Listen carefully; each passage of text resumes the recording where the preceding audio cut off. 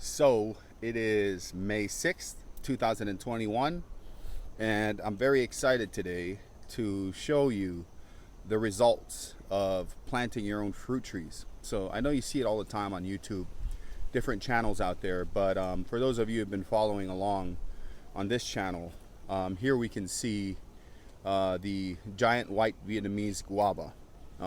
Others may know it as something else. These plants, of course, are called many different things, just according to where you live. But as you can see here, this guava that I have here is only, I think, 2 years old.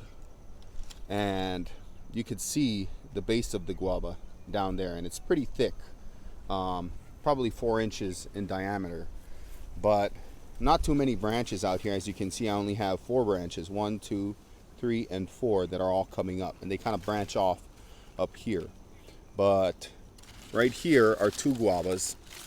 I kind of have it propped up. You see the 2 branches coming out from the main stem here, and these 2 branches, I have the top branch has the 2 guavas on it, and I have it propped up with this bottom branch because these guavas are super heavy, and I'm going to be picking them today. So we'll take some of these leaves off so you can see what we're working with here. I really don't think picking these leaves off is going to be detrimental to the plant.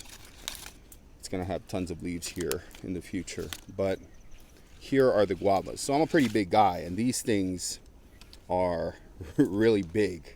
And I'm so happy to see that the results are paying off for all the time we've put into this guava. Well, we didn't really have to put too much work into it other than germinating it, keeping it alive for a little bit, and eventually bringing it out here to the farm to transplant.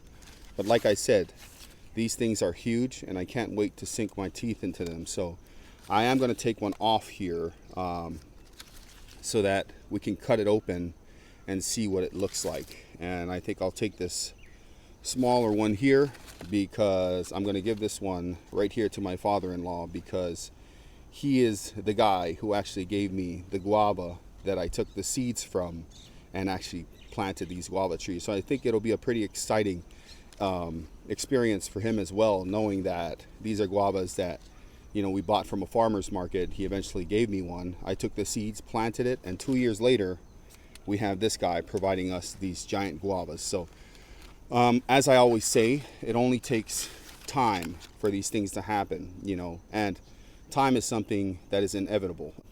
If that's all it takes for plants to grow, why not grow them? Put them in the ground and just let time do its thing. We will take this one guava right here. Oh, it's soft too, and that's how I know. You know, a lot of folks are used to seeing guavas change color, maybe get yellow or pink or red or whatever it looks like before it actually starts ripening. I guess experience will teach you, you know, when they're the best to harvest, because you could just tell what it looks like at a certain point. You know, since childhood, I would always clean this area off because ants tend to hang out in here and just say, there you go, ants. And they just cruise, you know. And these guys, they don't really bother biting too much. Although they probably could, so you just kind of shake them off. But there's always ants hanging out in there, you know. Sorry for those of you who are like, oh, you're killing the ants. You know, there are millions of ants out here, and although a life is a life, the guava's mine. So we'll clean this area off. You can see them right there with some little ant eggs.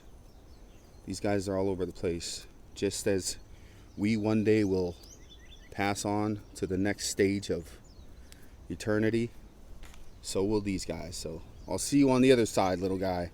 That's the spot where the stem connects the guava to the branch, and here's that one side where the ants were congregating and living. But I'll try to do this as carefully as possible without slicing myself open here. It's not exactly the best tool, and it's not exactly the best idea to cut something open without setting it down. You have a very serious risk of slicing your hand open. But try to get this done so you guys can have a look it feels kind of soft on one side. So hopefully it's not rotten. Even if it was rotten, I will still eat this thing. It's, here we go. Yep, you can see right there. Bugs got into it right there. But that's only half of the guava that is taken there. So I'm going to cut that half off. But we'll go ahead and take a look at the better side of it. And it looks so nice. So I've gotten some tips from folks who actually dealt with guavas. And they say to cover them with a mesh. Because as soon as they get to a certain point, the bugs will already start nesting in there. So I'm going to go ahead and clean this guava off. Cut off the rotten side. And eat what's left of it. But like I said, I'm so happy to see that now that this plant has started fruiting, it will continue to fruit when it comes time. So that's another guava tree that we have that is well on its way to providing more guavas for the rest of its life. Thanks for watching, guys. We'll come again to the guava when something else significant happens.